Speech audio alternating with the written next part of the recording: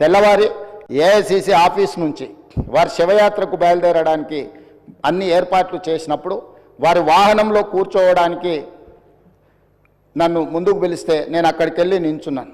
పక్కన ఒక మహిళ నించొని మీరెవరు అని అడిగింది. నేను వారిని ఎవరో సహజంగా అక్కడికి వచ్చిన వారికి నివాళులు అర్పించడానికి వచ్చిన వాళ్ళు ఎవరో అనుకొని చాలా క్యాజువల్గా మాట్లాడాను అధ్యక్ష.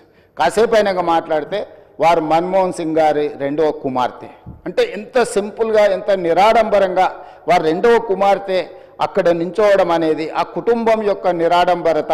అంటే ఒక ప్రధానమంత్రిగా 10 సంవత్సరాలు, ఆర్బీఐ గవర్నర్గా, ఆర్థిక మంత్రిగా వివిధ హోదాలలో ఈ దేశానికి సేవలు అందించిన మన్మోహన్ సింగ్ గారి కుటుంబము అంత నిరాడంబరత ప్రదర్శించి అంత సామాన్యులు అక్కడికి వచ్చిన వారి అభిమానులు వారి శ్రేయోభిలాషుల మధ్యలో నించొని వారి నివాళులు అర్పించే కార్యక్రమంలో పాల్గొన్నారంటే వారు ఒక గొప్ప విలువలతో వాళ్ళ పిల్లలని వాళ్ళ కుటుంబాన్ని ముందుకు నడిపించిండు.